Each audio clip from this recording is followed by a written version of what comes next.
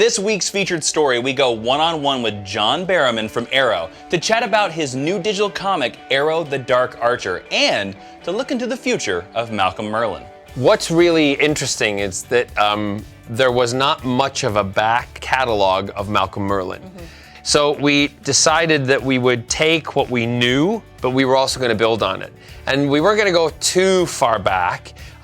We wanted to hit between season 3 and season 4 of Arrow to then do flashbacks within that. Yeah. I don't know how to put this, but we are now part of creating the back catalog and history to Malcolm Merlyn. So we're part of comic book history now. Yeah. And if you'd have asked me when I was 9 years old and going to buy my comic books off the rack on Thursday morning at 11 o'clock, I would have probably wet myself in that drugstore knowing to see my name on it. Yeah. So that it's like a childhood dream. So my sister and I are having a ball writing this stuff. So you're talking about kind of just interweaving characters and that you're building the history of Malcolm Merlyn. This is all canon, right?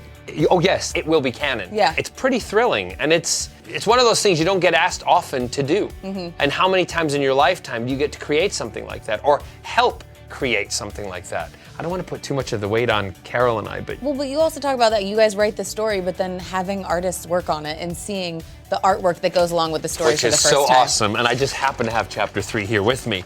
What I find is great here in chapter 3, if you notice, it's Barrowman, which is kind of like Barrowman. Your name on the cover wasn't enough. No, but it has to be, and that's Barrowman. I like it. Yeah, so little things like that. And in fact, this character here called Javier, he's actually named after one of my best friends. So cool. So we're doing things like that. Yeah. And that's a little Easter egg, by the way. Yeah. And he will be very important to the story. That's all I'll say on that one. But even things like, see the cat on the ground? Totally, we're right there. We want to make sure it's the correct, feline image, all down to that, even to the way the hair lies and shadows and all that kind of stuff. Carol and I are very involved. And then obviously we talked about that the comics are canon, but let's talk a little bit about Malcolm Merlyn in the TV universe. You had a pretty epic moment in the last episode. What the heck is, exactly. I read the script and I'm reading and I'm like, what? I get my hand chopped off? How am I gonna hold a bow? How am I gonna shoot an arrow? And I'm thinking, okay, this is a challenge. And that's one thing I've always said to Mark and to Andrew and all the writers. The thing that I love about it is picking up the script and reading it and learning the new stuff. And then I have to figure out as the actor how to play that. Yeah. So the challenge is for him to still have his manipulative control, but he only has one hand. And he's got to figure out a whole new direction. Yeah. And show-wise, that lack of the hand is going to take him in another direction. Obviously, there is a pretty epic moment between you and Damien Dark on the show. What is the difference, do you feel, between these two characters? Do you think that Malcolm is really as bad as Damien, or? I've always said Malcolm's a misunderstood hero. Malcolm really wants to do well, do good, but just goes about it the wrong way. Damien's pretty bad.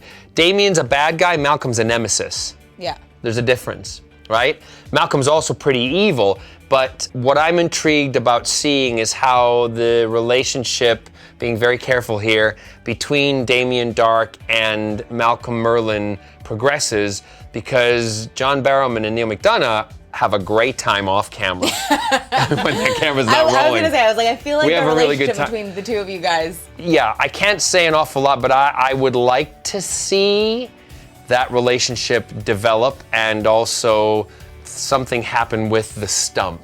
I mean, in this world, there's a Lazarus pit that brings people back to life, and I'm pretty sure they'll be able to find a way. And there's also an elixir which reduces the bloodlust to your daughter, so there's a lot of things. We still don't know what's in that little green vial, do we? We don't. But I have a feeling we're gonna find out! I have a feeling if you keep reading the comic book, you'll find out. Not chapter 4, but maybe in the future. I'm just gonna read here.